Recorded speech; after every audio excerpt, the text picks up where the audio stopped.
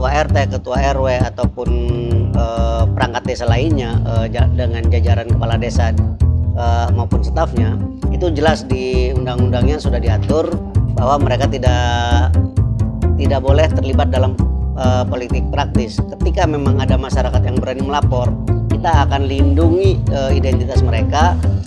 Kita akan proses laporan itu sesuai dengan aturan yang berlaku. Kita lama nggak ketemu ya?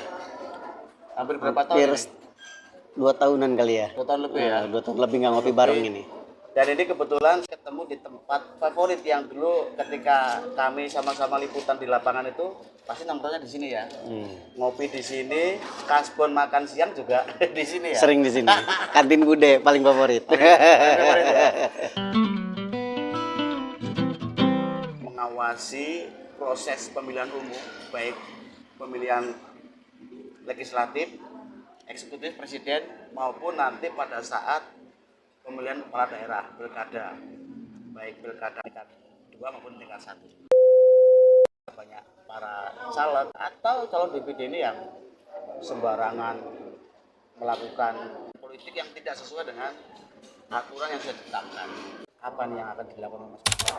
Pada prinsipnya kerja jurnalistik dengan kerja pengawas pemilu ini agak ada sedikit persamaan ya. Di jurnalistik itu mungkin kita melihat lebih kepada mengungkap fakta, mengungkap realita yang terjadi terutama di kepemiluan, baik itu oleh penyelenggara maupun oleh peserta pemilu itu sendiri, baik partai politik maupun para calon legislatif dan seterusnya. Khususnya di pengawas pemilu, karena saya di tingkat kecamatan ya, lingkupnya kecil, hanya fokus di satu kecamatan tertentu, maka saya rasa pengawasannya juga tidak jauh berbeda dengan ketika kita melakukan kerja-kerja jurnalistik. Nah, saya berharap begini, di pengawas pemilu itu kan kalau untuk tingkat kecamatan terbagi 3 divisi. Ada SDM, ada pencegahan dan partisipasi masyarakat, kemudian yang terakhir ada penanganan pelanggaran dan penyelesaian sengketa. Nah, kebetulan saya berada di divisi pencegahan, partisipasi masyarakat dan hubungan masyarakat, ada tergabung di sana. Artinya ketika kita melihat potensi pelanggaran, baik itu di tingkat penyelenggara pemilu maupun di peserta pemilu, tentu kita harus mendeteksi secara dini untuk melakukan pencegahan bagaimana pelanggaran ini tidak terjadi. Tentu kita harus mengingatkan bagaimana peserta pemilu maupun penyelenggara pemilu ini tidak melanggar aturan. Toh kita sama-sama berharap pemilu 2024 ini berjalan lancar dan damai. Ketika peserta pemilu dan penyelenggara pemilu mengikuti aturan yang ada, ini tentu akan tercapai pemilu damai. Tetapi ketika tidak mengikuti aturan yang sudah ditetapkan, baik itu di Undang-Undang 7 2017 maupun di per KPU atau di per Bawaslu-nya untuk penindakannya, tentu akan menjadi domain kita untuk melakukan tindakan-tindakan yang sifatnya bisa mencegah. Kalau sudah kita cegah mereka masih melanggar, nah ini akan kita serahkan ke divisi penindakan, penanganan pelanggaran. Nah, tentunya harus ditindak siapapun orangnya, mau yang kenal ataupun yang tidak, tentu harus kita tindak sesuai aturan. Maka kita ya idealis saja dulu seperti itu, karena apa? Idealis, kalau idealis harus ditulis. Itu bahasanya wartawan ya. Kalau di kita idealis lah, kita penegakan aturan sesuai aturan yang berlaku. Ketika mereka salah kita ingatkan, tidak bisa diingatkan ya tentu harus kita tindak seperti itu, Mas. Jadi itu ya buat kalian nih para penyelenggara pemilu dan peserta pemilu, baik partai politik maupun caleg di 2024 yang akan datang ya. Kalau tidak bisa diingatkan akan ditindak. Kalau perlu dicabut bulu keteknya.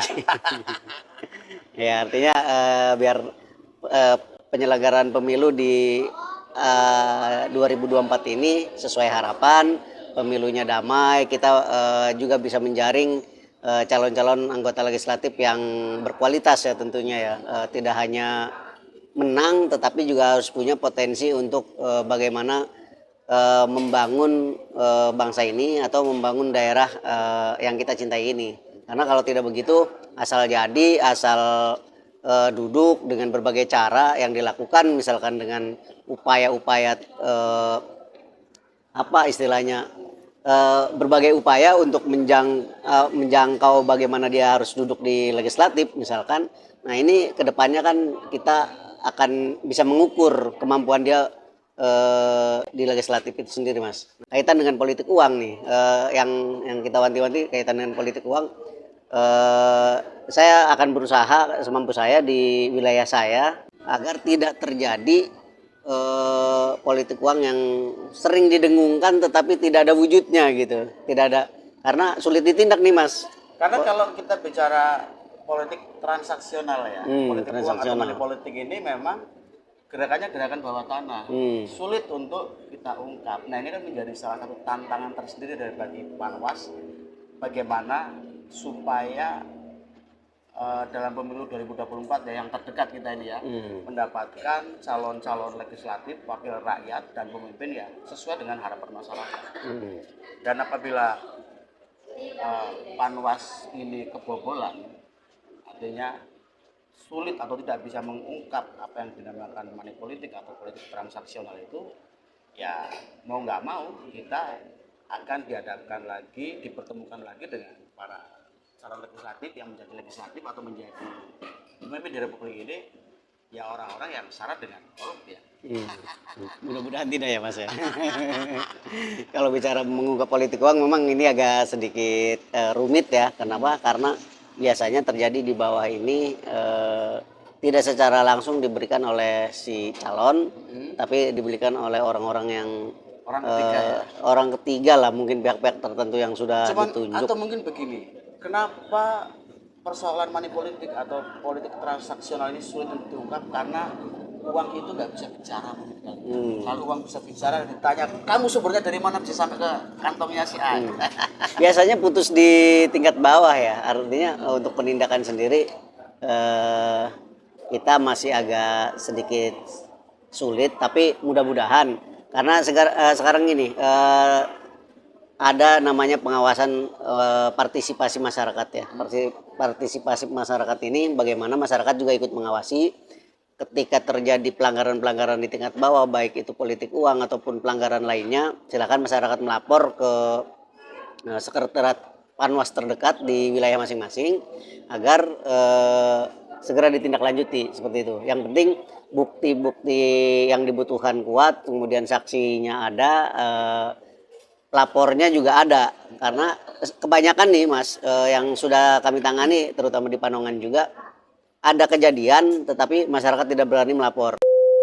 Karena memang kalau kita lihat yang terjadi saat ini, masyarakat itu di samping dia juga punya kepentingan secara ekonomi juga, mereka takut untuk melapor, takut diintimidasi, karena biasanya praktek-praktek money politik atau politik transaksional ini dikoordinir oleh oknum-oknum.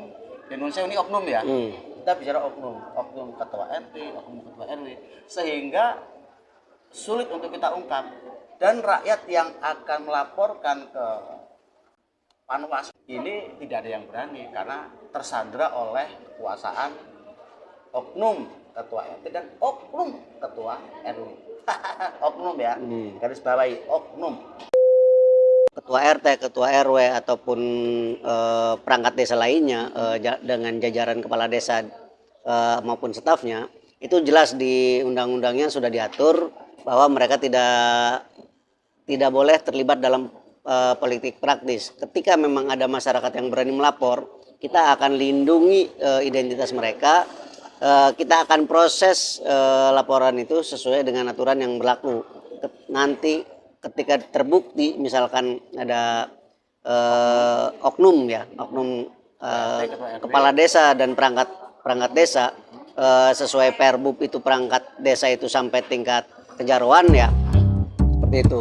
Nah itu kita akan lakukan tindakan bagaimana bisa melakukan rekomendasi, apalagi contohnya kepala desa ataupun sekretaris desa yang melakukan, wah ini enak rekomendasinya.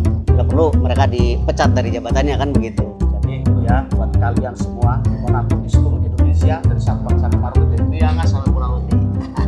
Ketua RT, ketua RW tidak boleh ikut melakukan politik praktis. Kalau tertarik politik, tanggalkan jabatan sebagai ketua RT, ketua RW, maju sebagai caleg atau jadi bupati atau jadi presiden.